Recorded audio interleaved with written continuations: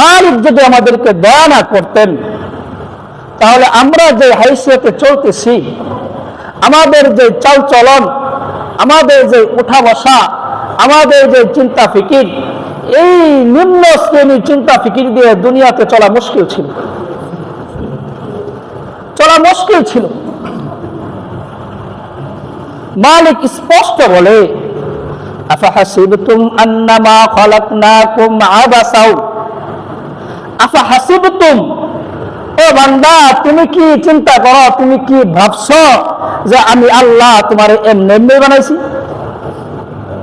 স্পষ্ট কোরআন, কোরআন সাক্ষী।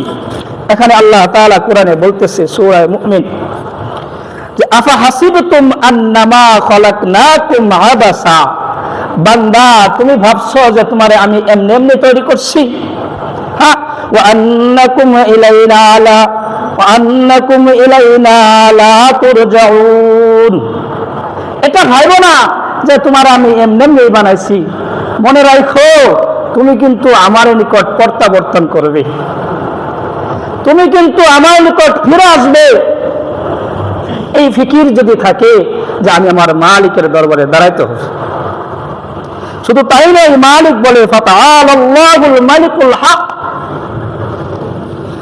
মালিক যে চির সত্য এবং লা ইলাহা ইল্লা হুয়া, উনি ছাড়া কোনো মাবুদ নাই, হুয়া রব্বুল আরশিল কারীম, তিনি বিশাল আরশের মালিক। উনি প্রমাণ করেন, উনি বুঝাইতেছেন যে বান্দা আমি তোরে এমনি এমনি ছাইড়ে দিইনি, একটাই মাকসাদে আমি তোমারে তৈরি করছি, সেটাও আমি কোরআনে বলে দিয়েছি, ওমা খালাকতুল জিন্না ওয়াল ইনসা ইল্লা লিয়াবুদুন। ও জিন এবং ও মানুষ, ও মানব জাতি, ও জিন জাতি, তোমাদেরকে শুধু পৃথিবীতে আরাম আয়েশ করার জন্য, পৃথিবীতে চাষাবাদ করার জন্য, পৃথিবীতে গুনার কাজ করার জন্য আমি তৈরি করি নাই। একমাত্র মাকসাদ, বড় উদ্দেশ্য নিয়ে আমি তৈরি করেছিলাম যে তোমরা আমার গোলামি করবা, আমার ইবাদত করবা, এই জন্য আমি তৈরি করছি।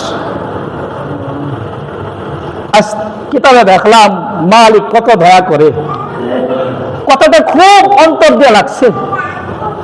হযরত ইউনূস আলাইহিস সালাতু ওয়াস সালাম যখন কি করলেন, তার কওম কথা না শুনল, উনি কওমকে ছাইরা উনি দূরে কোথাও চলে যাচ্ছিলেন এবং কওমের বিরুদ্ধে বদদুয়া দিতেছিলেন।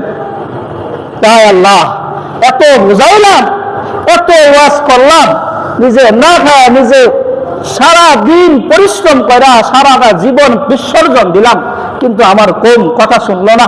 দাও আমার এই কওমকে তুমি ধ্বংস করে দাও, আমি আর এই কওমের ভিতরে থাকবো না। উনি চলে গেলেন। এক পর্যায়ে যখন ইতিহাস সবাই জানেন, যখন ওনার কিস্তি, ওনার নৌকা ডুবে গেল, উনি মাছের পেটে ঢুকলেন, তখন উনি ওনার ভুল স্বীকার করে আল্লাহ তাআলার কাছে বলছিলেন, লা ইলাহা ইল্লা আনতা সুবহানাকা ইন্নী কুনতু মিনাজ জালিমিন।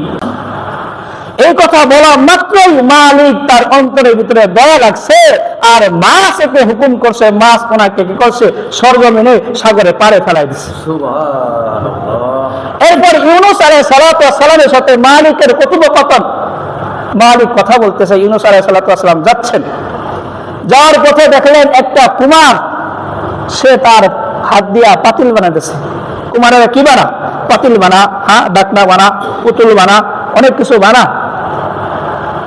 মালিক হুকুম করলেন, ও ইউনূস, তুমি এই কুমারকে জিজ্ঞাসা করো যে তুমি যে তোমার হাত দ্বারা এত পরিপাটি করে, এত সুন্দর করে আদর সোহাগ দেয়া পাতিলটা বানাইছ, এই পাতিলটা তুমি ভাঙ্গে ফেলো।